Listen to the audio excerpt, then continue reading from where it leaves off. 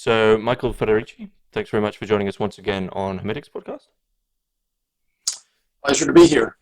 We're going to be discussing a book which you edited and wrote a very long and very articulate introduction to, the Catholic Writings of Orestes Brownson, which was published in 2018 by University of Notre Dame Press, who I should say were kind enough to supply me with an edition to read. So, a big thank you to Notre Dame Press. Um, so, Orestes Brownson is likely someone who many people there's probably not many reasons you would have really heard of Orestes Brownson unless you're within a very small niche of specifically American politically orientated religious thought, which is a shame because actually through reading the book I realized that his thought completely expands well beyond the bounds of what you think it might, where it might sort of remain. So before we jump in with this, just tell us a little bit about how this book came about and very simply, who is Orestes Brownson? The book project was originally part of a 5-volume series on the political writings of Brownson, and mine was to be the 5th volume. That project, after 2 volumes, got scrapped. Maybe it was 3, but in any event, mine wasn't going to be published by the original publisher because of the 2008 financial crisis. So I had the manuscript and let it sit for a while and then thought what would be a good alternative press. And it occurred to me that Brownson has a connection to Notre Dame. There's a crypt there. They have some relics, Brownson relics there as well. So I thought that's actually the perfect press to publish the book with. So I contacted Steve Rinn at Notre Dame Press and had a conversation with him, and he made suggestions about how we might change the book, the kind of focus of the book, to be more about Brownson's Catholic writings than about his late political writings. I mean, it is both, but my volume was intended even originally to kind of pick up right as Brownson had converted to Catholicism and was using his faith to understand the state of American politics. And that is a pretty good segue to talk about who Brownson was.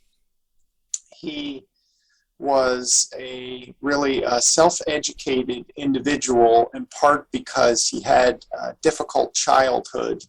His parents were poor New Englanders, and they couldn't afford to raise all of their children. So they sent Brownson and one of his siblings to another family to be raised. And this was sort of the beginning of an odyssey, a spiritual odyssey for Brownson, because he wasn't sure who he was in a spiritual sense from the time that he was a young child.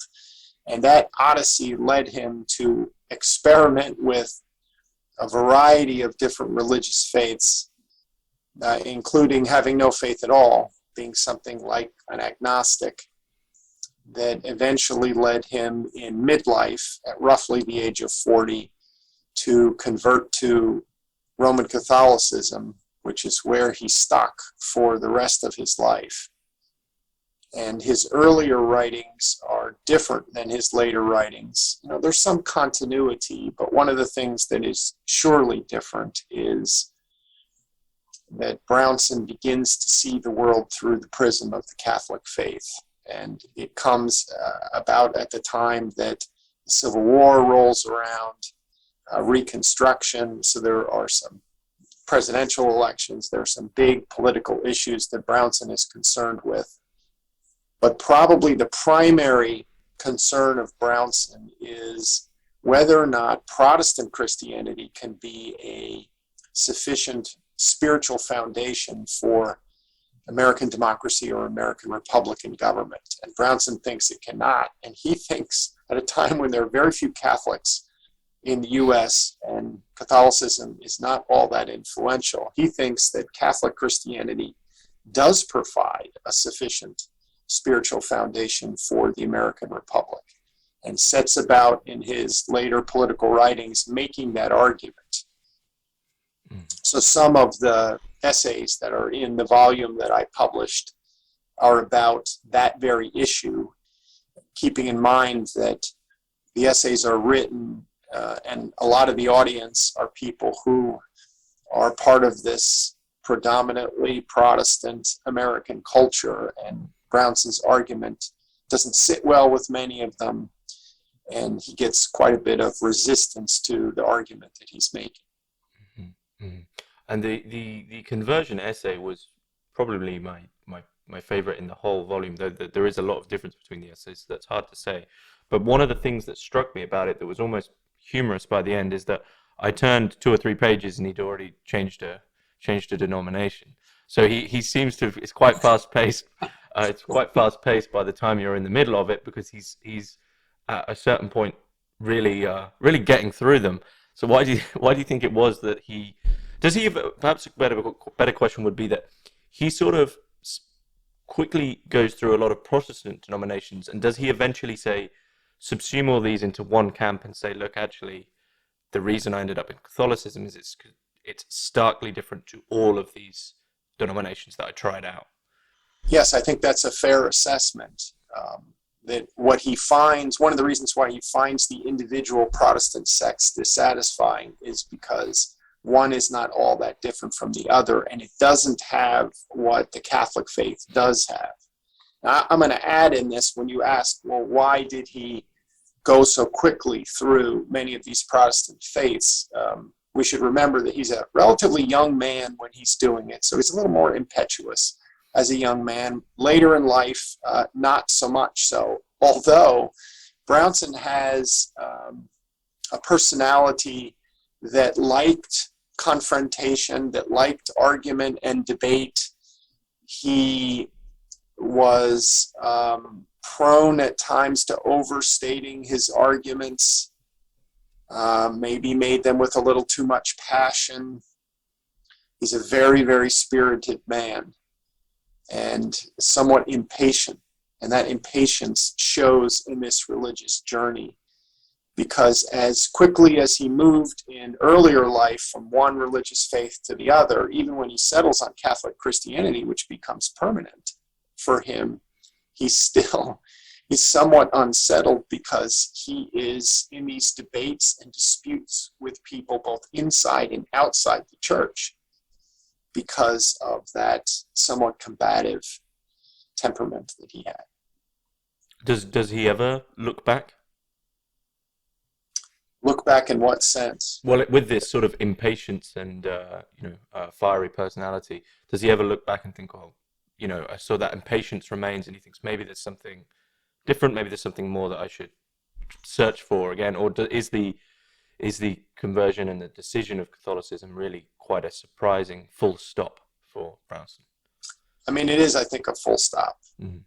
Not that there aren't points of contention and particular issues that he wants to take up with members of the clergy and others about the faith and its application in schools and in politics and in other regards. But he is settled. It is the full stop in that sense. He's settled on the faith, and it's never really shaken. Mm-hmm. So, I mean, this would be a question where my history and perhaps my contextual history of America at this point is quite lacking. But one of the things I also got reading this essay is that there's a conversion specifically to Catholicism, and this is much like I referenced in the question Scott Hahn's Rome Sweet Home text. Conversion from Protestantism is so utterly out of the question, and especially for Brownson, it's almost this it's like an ordeal of, this can't be, right? This like, oh no way can this be the decision I have to make, almost dragged there kicking and screaming. And is this specific to Brownson's time? I mean, you've already mentioned that there was very few Catholics at the time. I mean, what's the historical context here for why that is such a, almost terrifying decision to have? Yeah, very good question. Interesting question. And I'm going to have to be more speculative, I suppose, than I might with other questions you would ask, because I don't know exactly what's in Brownson's heart at the time. But I do know this. I do know that Protestant Christianity has such a hold on American culture. It's really a hegemonic power in terms of spiritual life. Remembering that the U.S. is very pluralistic religiously at the time because it's not just one dominant Protestant sect.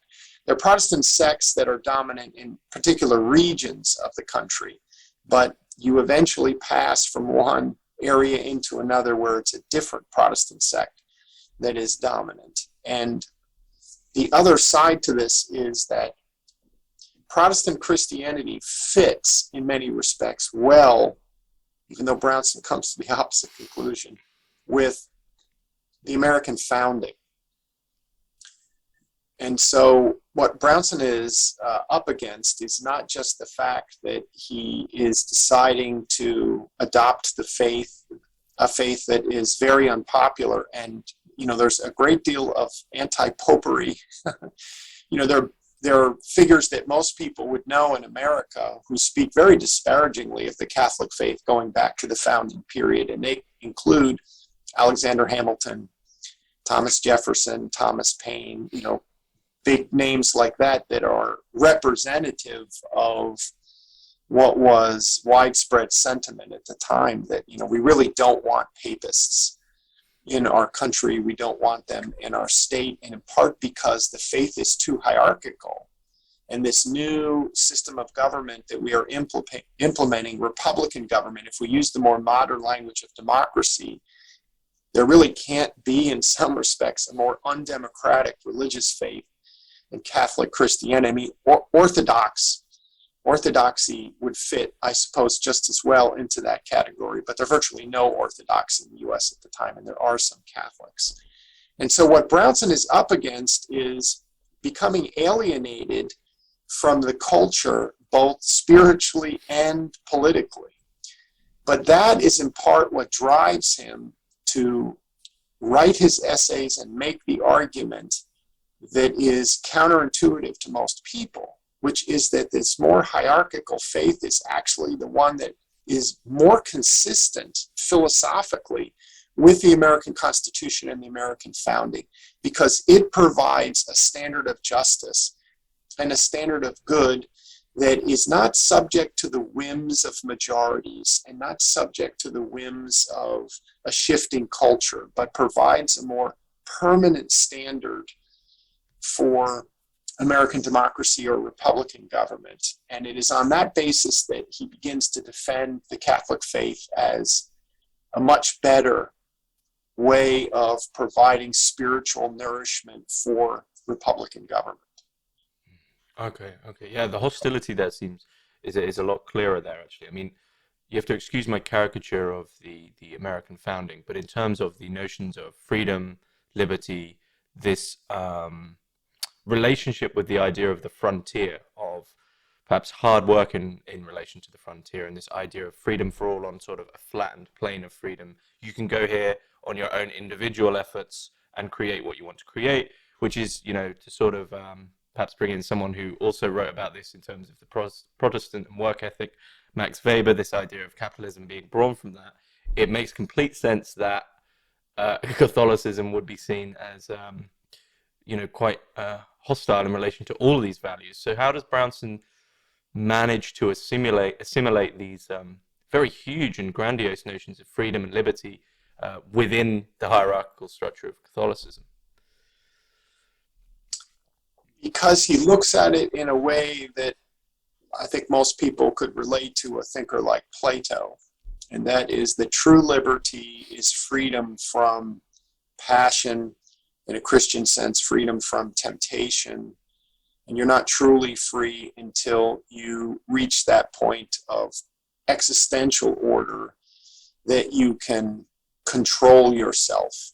And Brownson sees the American system of government as running on a parallel way of thinking, which is self-government requires self-control and the control of power. So just as an individual needs to control the libido dominandi, the will to power, and we need to control that same thing in government, it doesn't work. The whole project of Republican government doesn't work unless you have a spiritual foundation that prepares individuals to function well within that system and to understand that power is limited, it's checked and it's restrained. And so the individual has to be limited and checked and restrained. In other words, you have to be spiritually prepared to do the work of Republican government.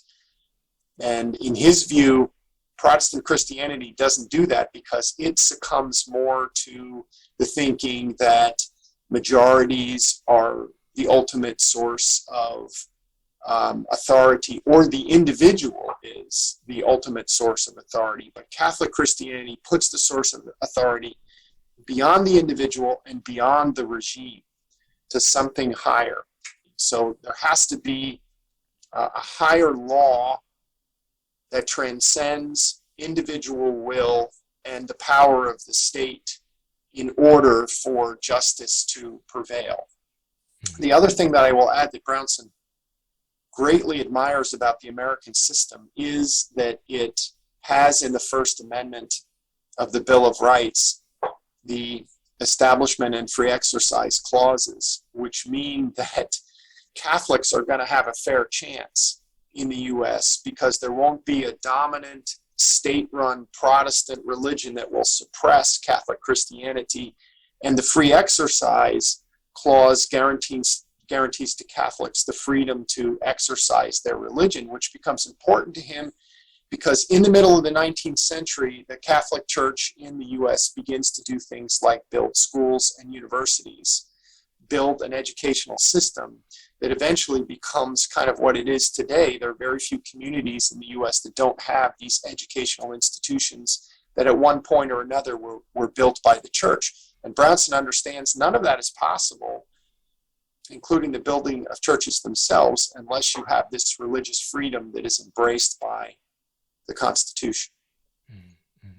Was there anything that he eventually found was almost unreconcilable, was incompatible with these two, with Catholicism and the founding tenets of America?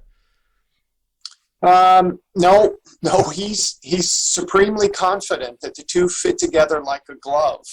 And part of the uniqueness of Brownson is he's really the first major figure who's making such an argument in the U.S.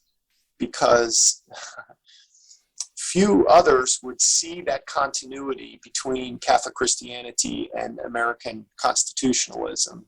And Brownson is the first big thinker who makes that argument in a powerful way, in a substantial way, in multiple articles, and leaves a lasting legacy for future generations to follow that allows them to begin to say, Catholics have a place in the U.S.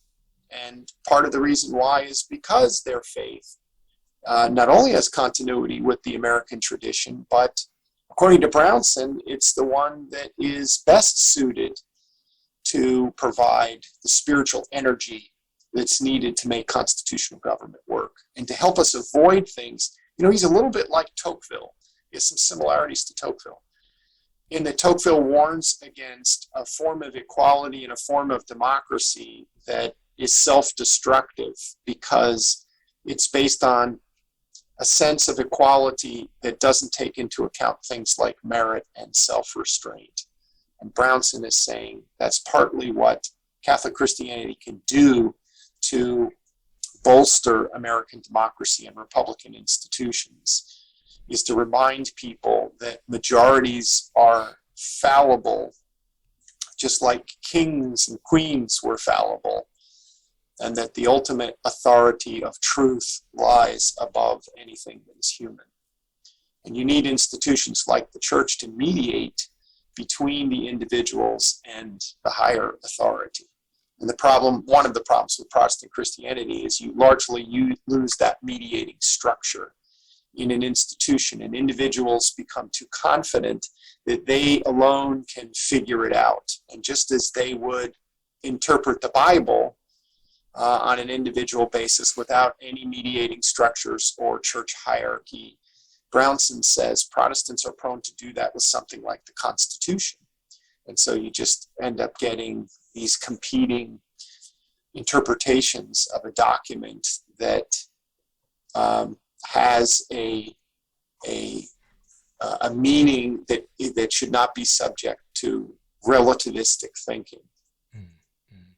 It's a small digression, but would you say that Tocqueville's conception of democracy is something which completely flattens all notions of merit and everyone becomes equal on quite a quite malicious fashion, is the form of democracy we have now, which has then simultaneously managed to sort of subsume any hierarchical structures into it and give them an illusion that they have something above, right? So everything's subsumed into it, but those institutions which supposedly are hierarchical are sort of lost within this quite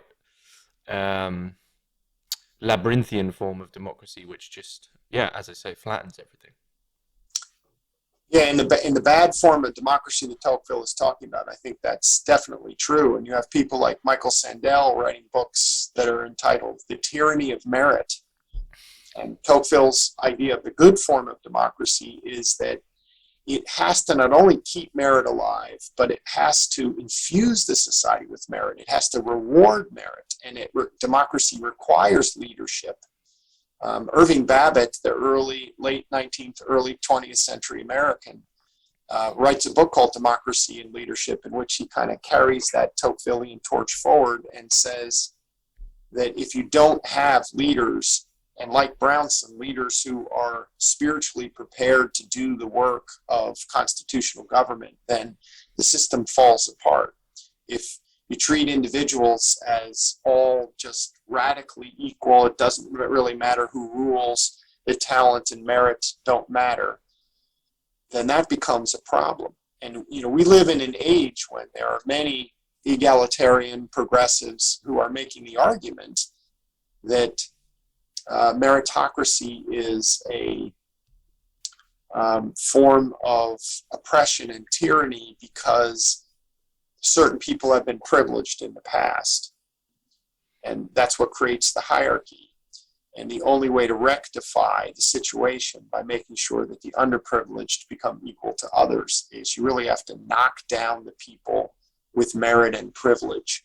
And so you end up with what Tocqueville argued would be the problem, which is equalizing at the lowest common denominator. And that means that you're really suppressing merit, talent, and ability, and basing justice on something else, something that is different than merit and ability. That's what identity politics is largely about, right? Yeah, well, I was going to say, I don't think that seems to be pretty much where we are, except it consistently fails. So there you go. So one of the big debates is about right now. Is it working? Is it not working? How do we measure success? So if you measure success by something like inclusion, a standard of inclusion, by measuring how many people of a certain type are now in positions of power, authority, whatever, then its advocates would argue that we're making progress, at least. But many of those people are not that interested in the problem of merit and what that might mean if people of less merit replace people of more merit in the name of equality. That's something that Tocqueville was sensitive to, and certainly Brownson was sensitive to as well. Merit matters in their view. Character matters in their view. But they're writing in the 19th century, not in the 21st century. Yeah, they saw something coming. I mean, I guess quite strangely, I guess the discussion, to draw in another question that I had, the discussion there seems to be between an artificial form of governance and an organic form of governance. So in the introduction, you cite one of my favorite writers, which is Joseph De Maistre, whose form of governance, quite very simply put in considerations on France, is simply that, an absolute monarchy in relation that the king is, almost in communication with God, and then he's in communication with his subjects. Therefore, everything every citizen of the realm is doing is in this sort of hierarchical communication with God, and the whole state then is quite literally based around God.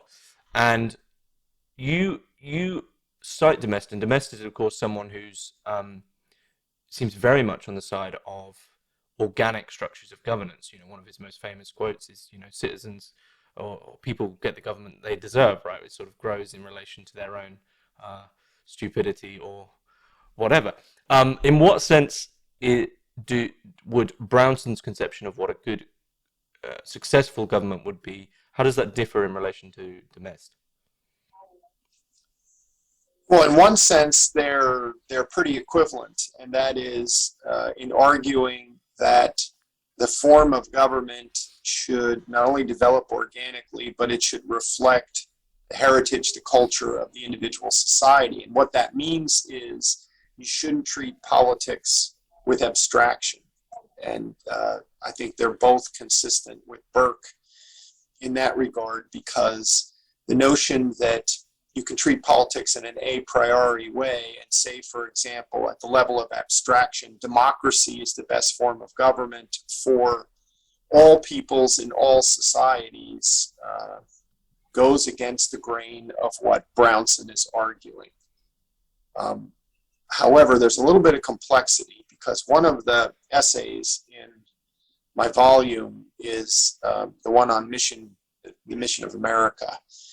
And Brownson talks about the U.S. kind of spreading its influence beyond its borders at the time that he's writing into places like Central and even South America, because he thinks in part that that's the mission of America, is to do that because it has this special place ordained by Providence. So that side of Brownson I find hard to reconcile with the De Maistre side of Brownson that says things ought to develop organically, because what he's implying in the mission essay is something very different, it seems to me, which is you impose rule and a system of government on foreign countries and don't let them develop organically. And I know of no place in which Brownson even seemed to reconcile that there may be a contradiction within different arguments, different parts of arguments that he was making. But he seems, again, very confident that the U.S. has created something that is largely unique and is one of the great achievements of human civilization. And so it shouldn't be confined to just the U.S., that in fact the U.S. has this obligation to push beyond its borders and spread, whatever language you use, democracy or republican government. And that's not organic development. So I can't square it with the De Maistre side of Brownson. Mm-hmm. Was that for him sort of to be understood in relation to the Christian notion of being a missionary religion? Yes, and there I think he begins to conflate. In many cases, he's good about not conflating, sort of keeping separate the things of God and the things of Caesar. But in this particular instance, I think he conflates the sort of mission of the church and the faith to spread to all nations in all parts of the world with the spread of what we might call an American civil religion or political religion. If he's not there, he's close to, he's right on the cusp of making an argument for something like a civil religion that should be, if not globalized, at least pushed out into the globe, different parts of the globe. I mean, there we pretty much run into the same problem which we were discussing in our last chat with Vogelin in relation to would that be successful in terms of a certain political context intruding into nations where the race and the culture can't abide by the context that you're bringing along, so it just doesn't work and has to be quite literally enforced. Exactly, that a lot of hard power has to be used in order to even have any chance of it being successful. And we have examples of the U.S. trying to impose democracy on other countries, most recently in Afghanistan and Iraq, Vietnam, another example where it fails. There are some who are advocates of exporting democracy who would argue that Japan and South Korea and West Germany and Italy would be examples of where it succeeded in the post-World War II era. So there's a debate about it. But as far as Brownson is concerned, at a time long before any of those examples are taking place, he is creating some intellectual foundation for exporting American democracy. Do you think if that exporting is to be successful, the reason that it's unsuccessful is that the state dynamics are sort of exported before the Christian culture, where that needs to be reversed, right? You need the Christian culture to understand why the state is going to work in the first place. Yes, and that is a vitally important point for Brownson that, again, I'm not sure he reconciles with this more imperialistic view that he has, because for Brownson, when a written constitution is made, the constitutional order has already been constituted in culture. And so he talks about an unwritten constitution. It's one of his other big contributions, is that the unwritten constitution includes the ideas, and including religion, other cultural influences that prepare the way for the organic development that can lead to something like a constitutional political system. But you can't do it backwards, as you're suggesting, and simply impose the political institutions and expect somehow that the culture is going to change accordingly. For Brownson, politics is largely downstream from culture and historical development. And without the necessary prerequisites, constitutional government is just not possible. Mm-hmm. So this unwritten constitution is more of is this something almost like organically intuitive? It's something that you simply understand if you were, not to sound too crass, but grown within that culture. Yes, and it's part of your instincts, it's part of your heritage, it's part of what you, in many respects, take for granted about your society that create limits to what's possible in social, political, and economic life, and even what's possible in terms of how the imagination creates boundaries for thinking. Right? There are certain things that you're not going to think if you're a 19th century American or even a late 18th century American, and your culture is far more egalitarian than European culture. It's not built for monarchy.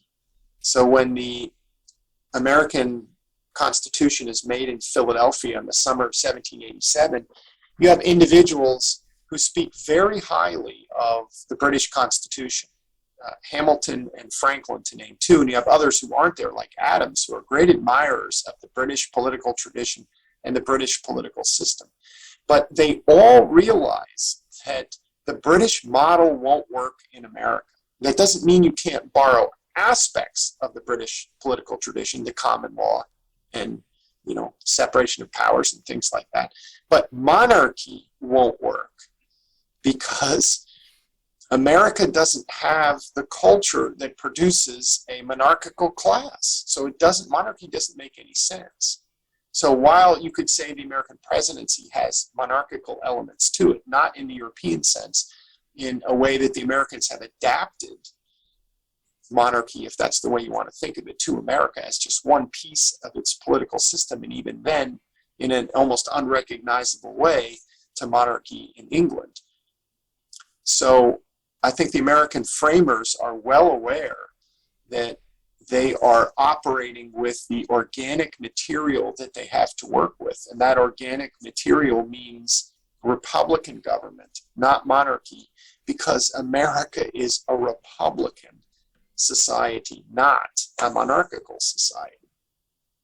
Do you think that was a frustration for Brownson, that if that step could have been made in some sense, then it should have been made, but he almost got to a point where there's almost a frustration of, this is the system that would be ideal in relation to Catholicism, but we only have this sort of soil to work with, so now I have to somehow combine Catholicism and republicanism.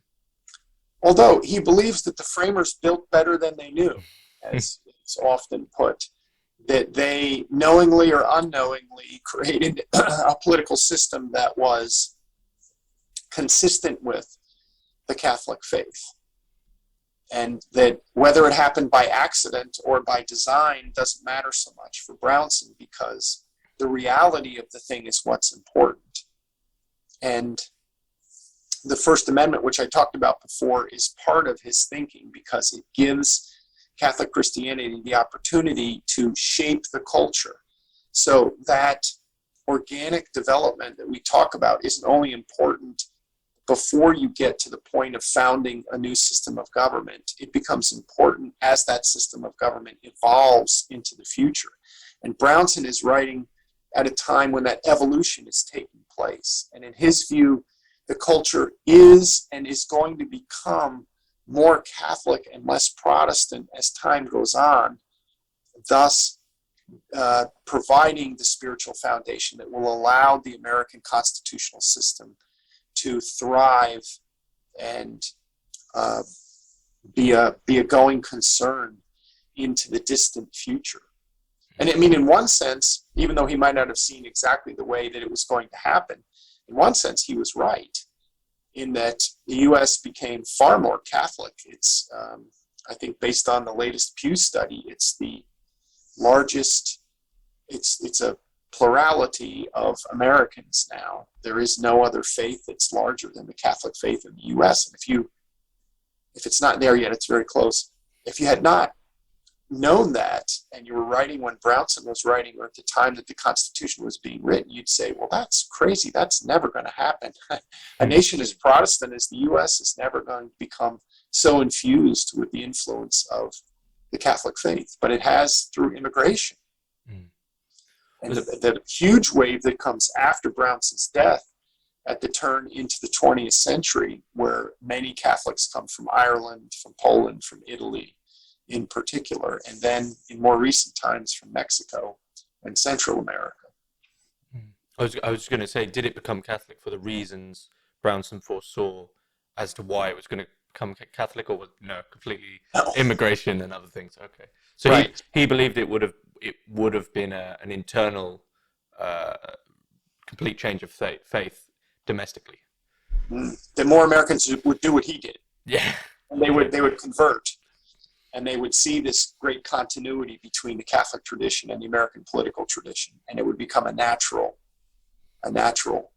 thing. But what actually happened, of course, is that the waves of Catholics who came at different times, especially those at the turn into the 20th century, faced a significant amount of discrimination and resistance. The progressive reforms, like the civil service system, were themselves ways of keeping these immigrants out of government positions. And you don't have the first Catholic presidential candidate until Al Smith in the 1920s, and he never really stands a chance in part. So it's John Kennedy in 1960 who goes out of his way to say that he won't let his Catholic faith determine how he would govern as president. It's part of why he wins a very, very, very, very close election against Richard Nixon and becomes the first Catholic president. And then the second one doesn't occur until Joe Biden. Wow. Do you think one of the problems, I mean, when you look at the trajectory of Brownson's life, so he as I understand it, he's quite democratic and moves through to a Republican position.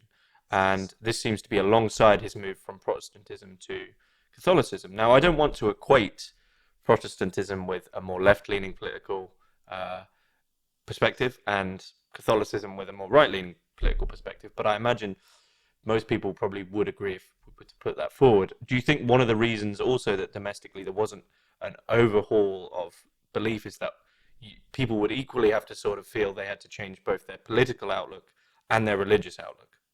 Yes.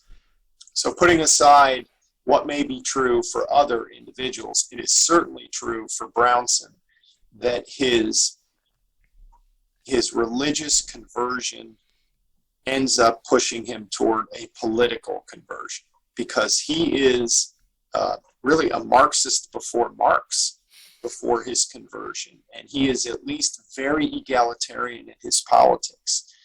But he has an experience with a presidential election in which he doesn't understand why the American people can't see that the candidate that he's backing is by far the best candidate and the other guy is a buffoon, but the buffoon wins, and it shakes his faith in democracy and gets him to thinking about what is it that has to prepare the American people to make these sort of decisions about selecting their rulers. And there's something about Protestant America that is pushing them in the direction of this egalitarian way of looking at things. And they need to be more hierarchical in their thinking. And from this, he becomes quite critical of liberalism as well. Yes, very much so.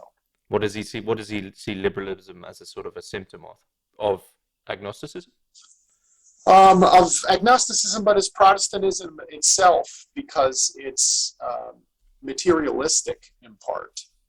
Liberalism is, and insufficiently spiritual or concerned with spiritual things, and devotes too much attention to standard of living, getting ahead economically, and commerce, and not interested enough in the things that really matter. So Brownson's not saying those things don't matter. Economic standard of living matters, of course, but they shouldn't be primary, they should be secondary. And they should be infused with a understanding of what the spiritual needs of human beings are, so that the pursuit of material things does not become destructive to the spiritual development of individuals. Mm-hmm. Would you consider Brownson a sort of political prophet? In some respects, yes. In others, no. I mean,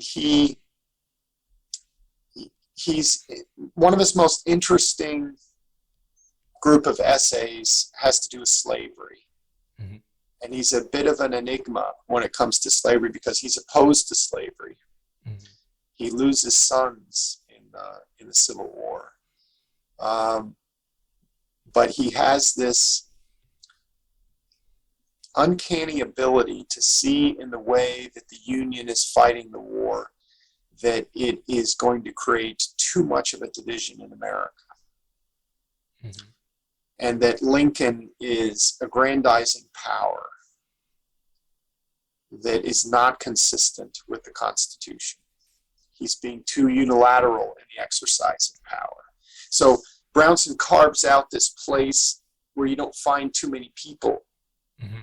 during his time, and that is he's adamantly opposed to slavery. He understands it's an evil institution and it needs to go, and that if war is the only way to rid the society of it, then so be it.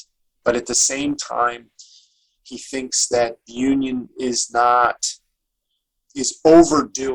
overdoing its domination of the South and the Confederacy, not creating circumstances that are conducive for reunifying the country in the aftermath of the war. And that the abolitionists in particular are like Gnostics as far as Brownson is concerned. They are uncompromising, they are extremists, they are religious extremists, many of them, and their influence will not be good on American culture and will not be good for what happens in post-war America. So Brownson, I think he's a prophet in that sense, that he understands that the race problem is not going to be solved by the war, and that extreme political movements destroy moderation and compromise and the very fabric of constitutional government in America. So he's prophetic about that. I think he's prophetic, although he doesn't understand how exactly it's going to happen. He's prophetic in that he sees that Catholic Christianity will grow in the U.S. and it will be eventually perceived as being compatible with the American political system and American constitutionalism. We take that for granted today.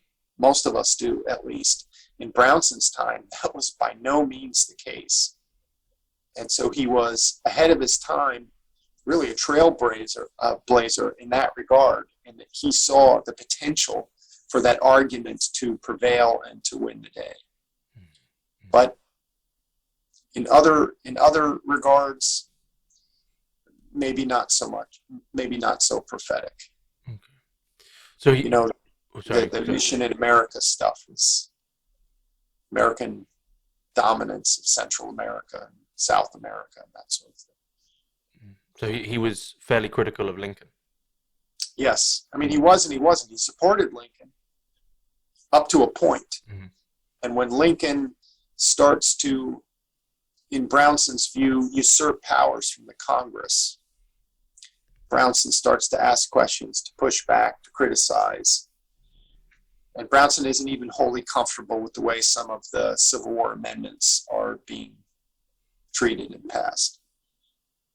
That there needs to be more of a constitutional consensus for them to be accepted. It's almost like going back to our previous conversation, that the culture has to catch up with what the war accomplished, and the culture has to catch up with the project of creating a sense of racial equality in America that can't just be accomplished at the point of a gun.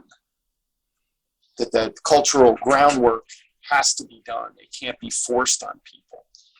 And I suppose in that sense he's prophetic, because he understands that racial harmony in America is not as simple as winning a war against slavery, occupying the South and trying to reconstruct it, and passing amendments to the Constitution.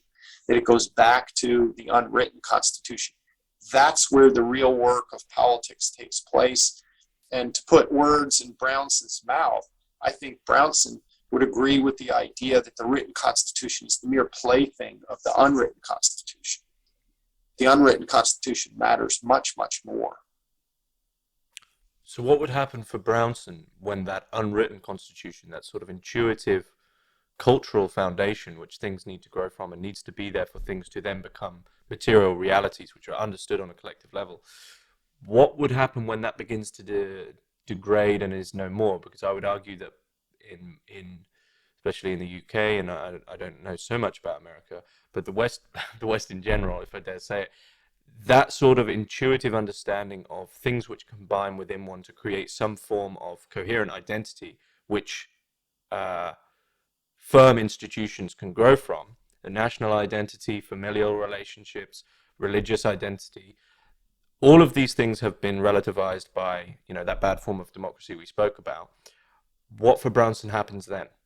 Or did he not comment on it? He didn't comment much on it, but I think you can at least infer from his writings that begins the disintegration of the constitutional order, because it's lost the foundation, what we're calling the unwritten Constitution.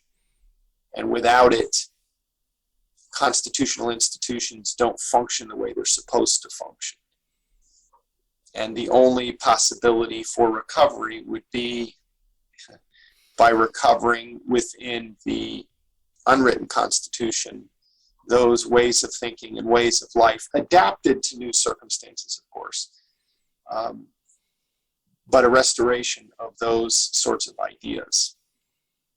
And remember, for him, it's Catholic Christianity that largely provides that. So the vibrance of that faith in American culture is, for him, what will infuse the political and social institutions with the spiritual energy that it needs to make constitutional government work.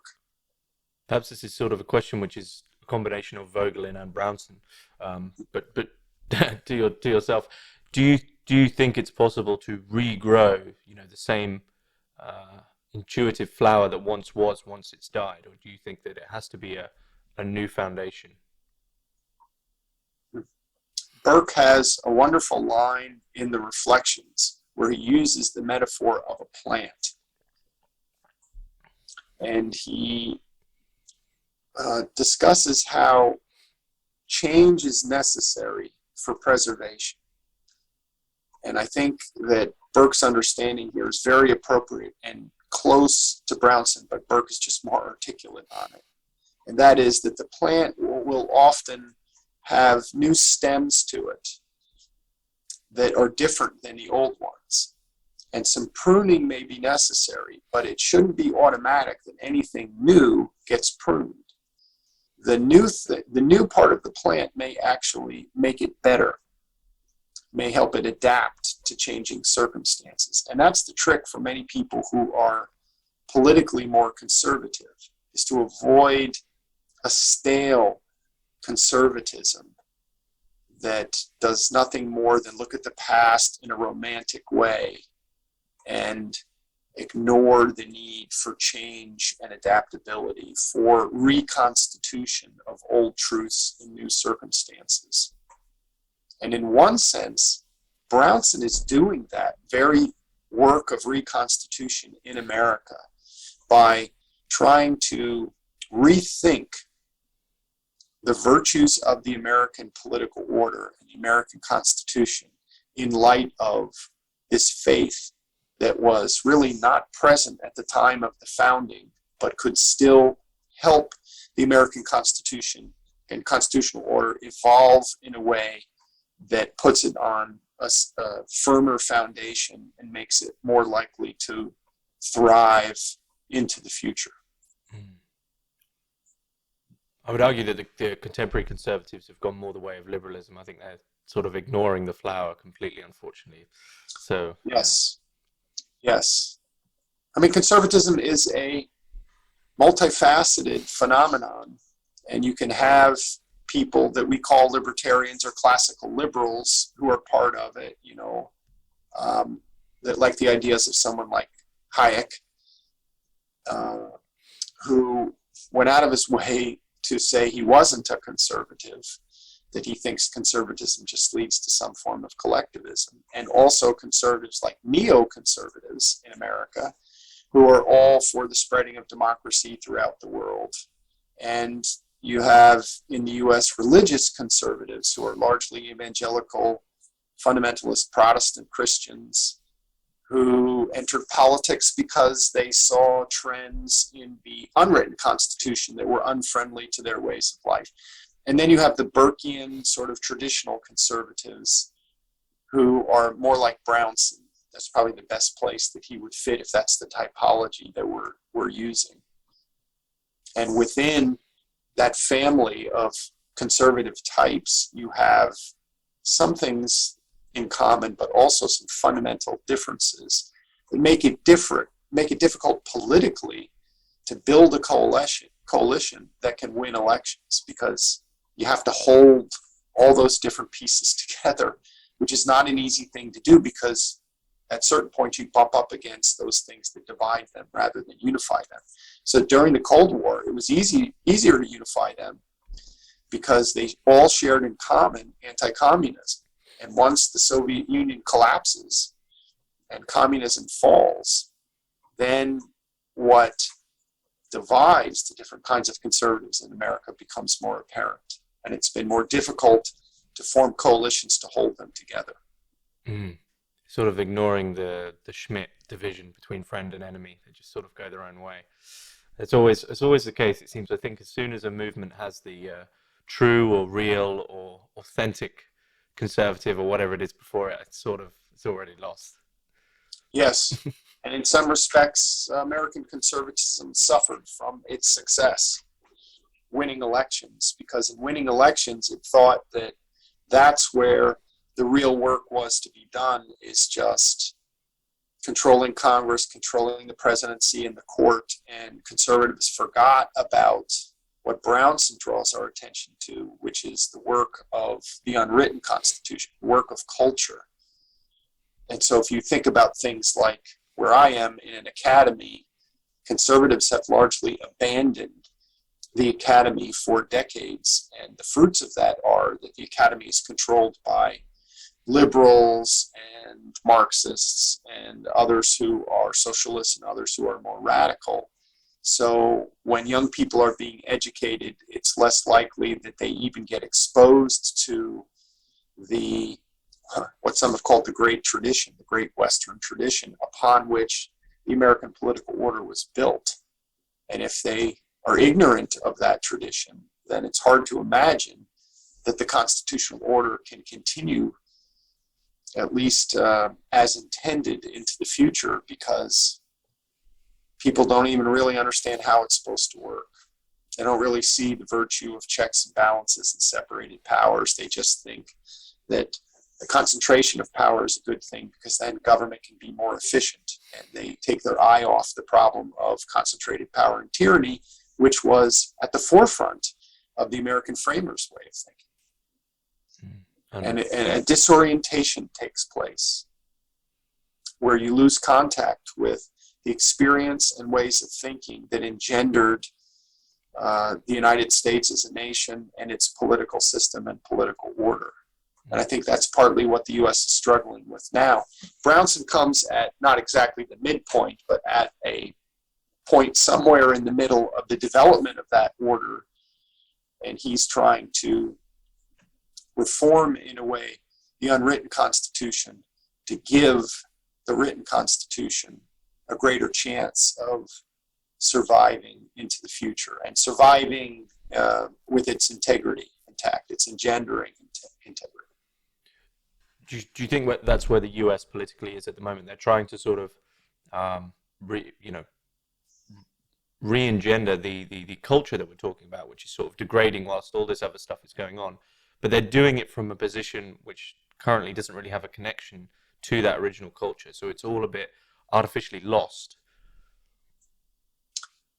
Yeah, if we think about it from Brownson's perspective, assuming for the moment that he's right, you've read my book, so you know I have problems with his argument, but assuming that he's right, and even the simple point that you need a spiritual foundation for the political order, that is by no means a view that's accepted. And perhaps more importantly,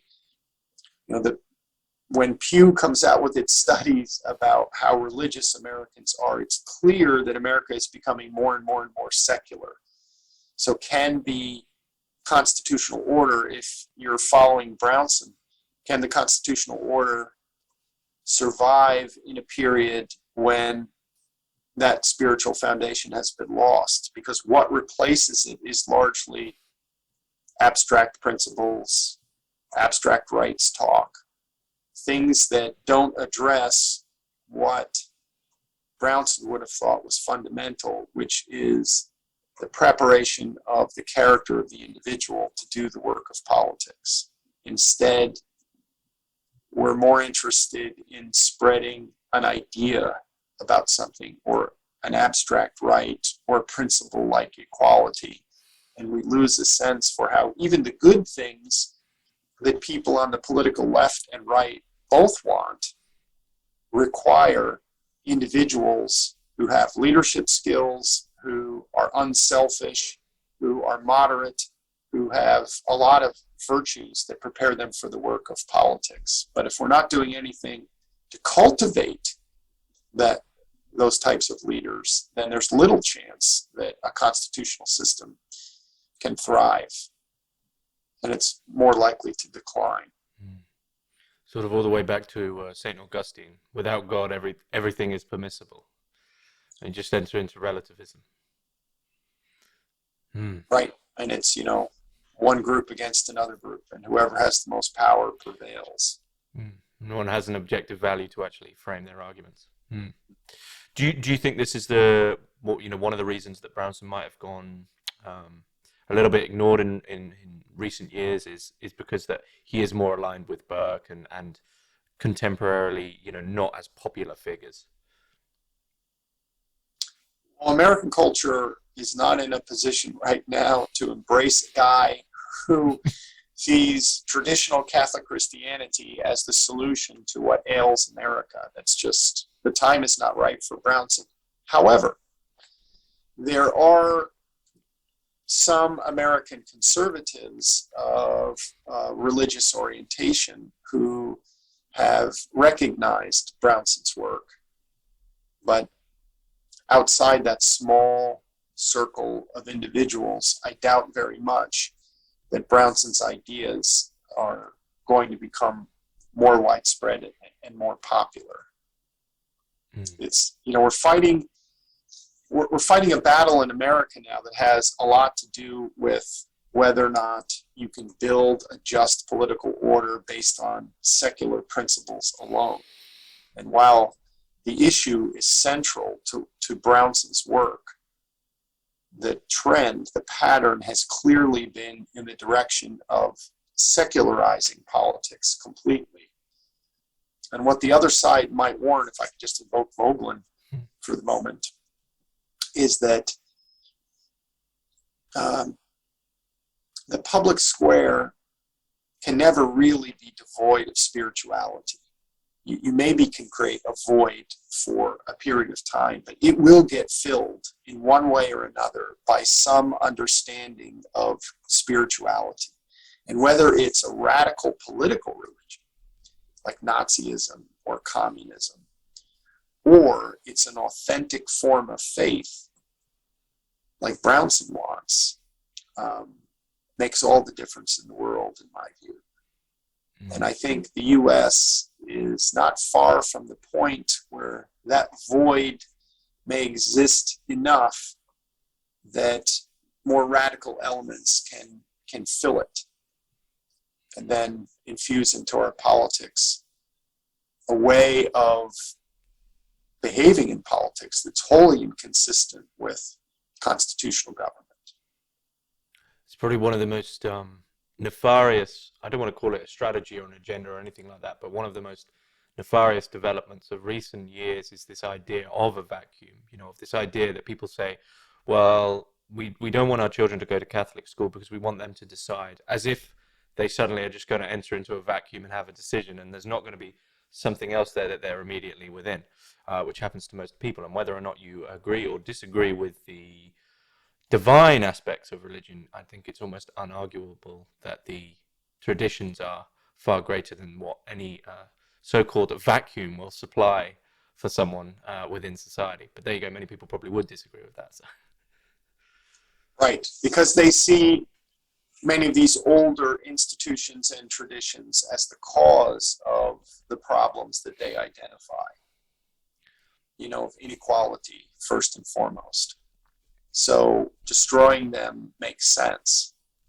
And many of the people who want to do, that are part of that destruction project, don't think, I think, all that carefully about, okay, well, what's going to replace it in terms of what builds the kind of character, what shapes the souls of individuals to do the work of politics. So, Plato's parallel between the order of the soul and the order of the city doesn't go away just because you decide to found politics on some secular basis. And the spiritual foundation doesn't have to be religious. It can be humanistic in, the sense of Aristotle and Thomas More and other thinkers who over the ages have come to an understanding of what it means to be human and why power needs to be limited. It doesn't have to be done on religious grounds by any means. But here we're getting people who are throwing the baby out with the bathwater. So in the name of throwing out religion, they throw out the humanistic tradition as well, because they see that as an obstacle to any form of equality. So it doesn't have to be done the way Brownson thought it should be done through a particular religious faith.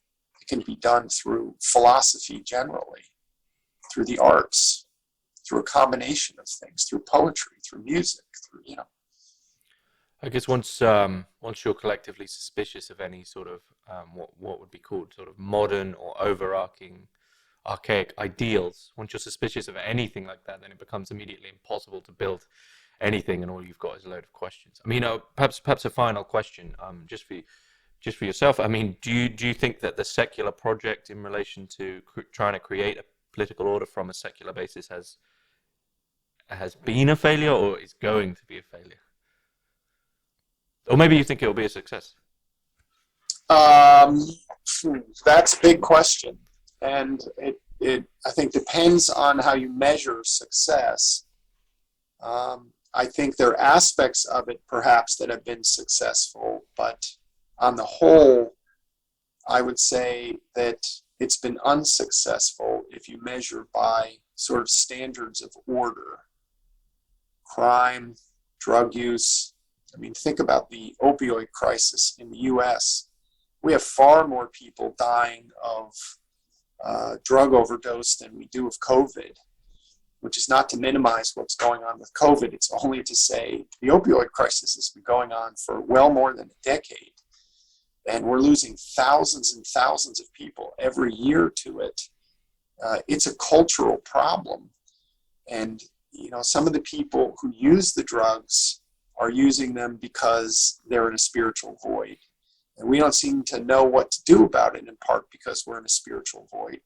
You know, pharmaceutical companies that look the other way or know what the consequences are, but they go ahead forward with them because all they really care about is things that are materialistic, and they've lost their conscience. These are signs that secularism is not working. And I just use that one example as an illustration. And secularists, I think, you know, they would say that people shouldn't do those bad things. Those pharmaceutical companies shouldn't do those bad things. But rather than thinking about how we might cultivate better human beings in our culture, they instead will point to things like, well, we just need to take power and money away from big corporations, which, you know, may be a good idea, but it doesn't solve the problem. It doesn't in any way help to order souls and build the kind of character that we need so that our politics and our culture are more just. If Plato is right, if T.S. Eliot is right, and justice requires order in the soul, then the work of the soul has to be done. And by definition, most secularists don't think the work of the soul is important for the reasons that you just explained. And they see it too as, you know, the only way you do that is to impose certain values or ideas on individuals. And we're kind of at loggerheads. We have a hard time coming to even a compromise on those issues. Yeah, that's what I was going to say. I mean, it's sort of the ultimate question. It's like speaking to two different languages. If you're faithful and you believe in God, you absolutely believe you're an atheist or you are an atheist, whatever. It's a Kierkegaardian leap of faith where there's an abyss between the two sides, and you just can't. It's impossible to find a way to bridge the gap, which makes any coherent sense. Right, and that is a problem. That the wideness of that gap is a problem that didn't exist at the time of the American founding. And I would say for most of American political history into the 20th century. It's become a more recent problem. And one of the great challenges for the US, really any of the Western constitutional democracies, is can you maintain these ideas and institutions that are the product, they are derivative of a particular religious philosophical tradition? Can you maintain them while turning away from that religious and philosophical tradition? That's something that is unfolding right before our eyes, and only time will tell how it comes out. Mm-hmm. Mm-hmm. Is there anything you'd like to add about Orestes Brownson that we haven't sort of touched upon?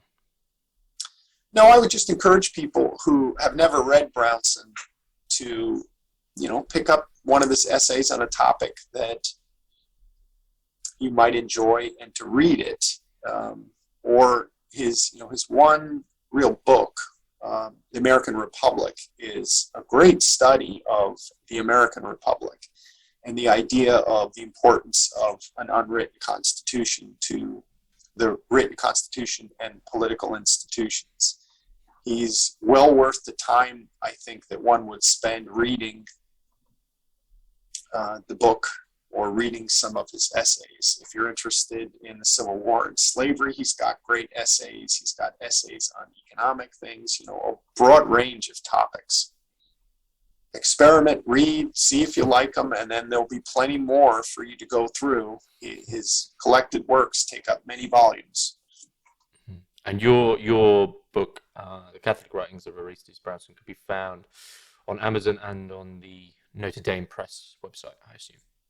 Yes. Okay. Michael Federici, it's been a pleasure.